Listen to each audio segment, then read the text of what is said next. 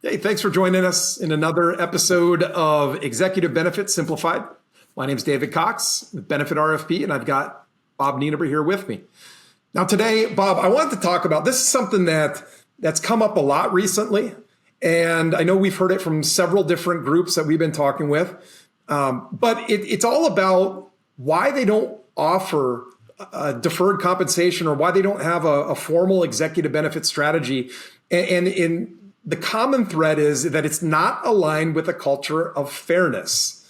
And what that means and where we've seen this come up is companies talk about offering non-qualified deferred compensation or other sorts of executive benefits. And they're worried that they're giving the executives more. They're giving the high-paid folks more than the rank and file or lower-paid employees. And it's a pretty common, I think it's a well-intentioned stance, but I think it's worth a second look. And so that's what I wanted to talk briefly about today. And from my perspective, this isn't about giving somebody more, as much as it's about restoring what the IRS limits and the other benefits are taking away. Right. And by that, I mean, 401ks, I think it's pretty reasonable to assume that anybody listening to this is familiar that there are limits on compensation. There are limits on the amount you can put in, and they're skewed against the high-paid employees. 100%. They're really, in fact, sure that, the customers that you're talking about that say we want to just keep it a fair playing field for everybody. I applaud that. The reality is the IRS is not fair. In fact, all the testing restrictions that exist in any qualified plan, it's not about the rank and file. It's about purely controlling what a highly compensated person can do in a plan.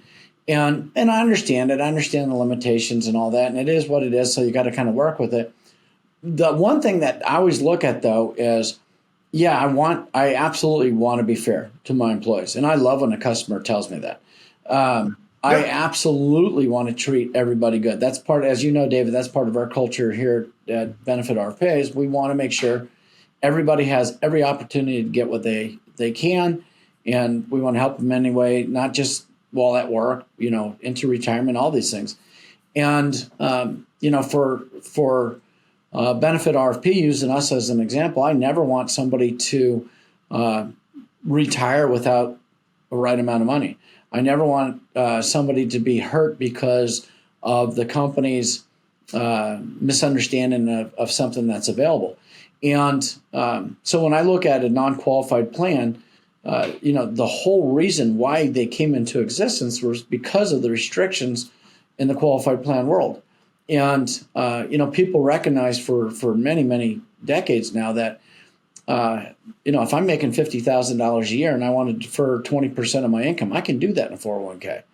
But if I'm making $600,000 a year and I want to defer 20%, keep the same pace, I can't do that with the 401k. I can't even get close to that. I have to have some help. Yeah. And let me interject there, because I've even seen it, companies, and applaud them for this, but companies will offer, like a dollar for dollar match up to 8% in the 401k. Well, that's great. That's fantastic. Except if I'm making an amount where I can't contribute 8%.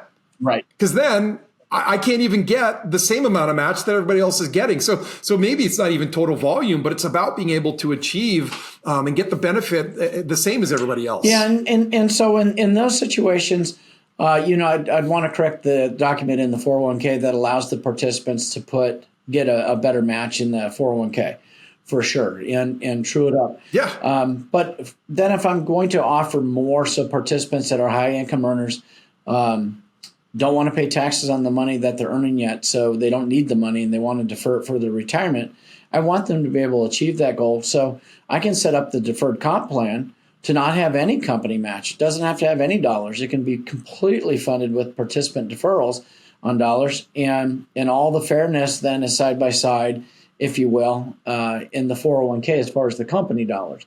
The bigger reason, though, that I do look at these non-qualified plans is I want that company to be strong, not just for the rank and file. I want it to be strong for the people that are also leading the company and doing all the heavy lifting every single day. And I pay more, but I have to pay more. That's competition. And I want that. I want to be able to get the best people. But for a benefit plan to exist for these people is simply also keeping that fair against competition, because I don't want to lose. If I'm going a great direction and everything's happening the right way, I don't want to lose people, because it is so cost invasive if I lose a senior executive, if I lose a CEO, I lose my culture, everything involved. But it costs 5 to 9 times their salary or their total income to replace these people. And then you end up losing customers. Customers get irritated. You got to train new people. And anything I can do to stop losing people to my competition, because I'm low-hanging fruit with my competition. When they get the recruiter that calls my top guys, they say, "What are you making?" And they say, "I'm making a good income. How about your benefits? Can you tell me about the benefits?" "Yeah, I have none." Man, that is low-hanging fruit out there. And also when you take into consideration that executive benefit plans, when funded properly, utilizing the right products out there that actually have tax laws that favor them, it'll make a profit for the company. And so if I want to increase the benefits to all, I can take those profits and I can utilize them to increase the benefits in the qualified plan to everybody across the board. Testing is not going to hate you when you do that to all the people that are in these plans.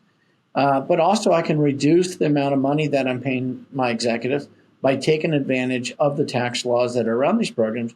So when I look at making it fair for all participants, I look at getting the most out for the participants in these plans while reducing the amount of money that the company's always got to dig deeper into their pockets for. These plans should be building a profit for you. And if you have a plan that's not building a profit or is costing you negative cash flow, then it's been set up improperly. And you can call us. We give free audits. But yeah, having a plan to make it fair for everybody is absolutely 100% the way to go. There's, experts have looked at these conversations for decades and decades.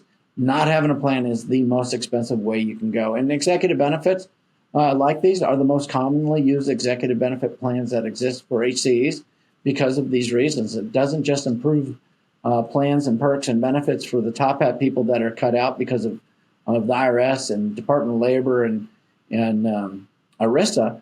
It restores them while also enhancing everybody that's involved, both in the lower paid groups as well as in the highly compensated paid groups. Yeah. And I like to think of it less as like a perk. These sorts of benefits are less of a perk, but more of a leadership retention strategy, a way to drive short and long-term alignment, and one that complements values of a company without compromising the fairness. All right. Thanks, Bob. Appreciate your insight and appreciate everybody for joining us today. Thanks, David.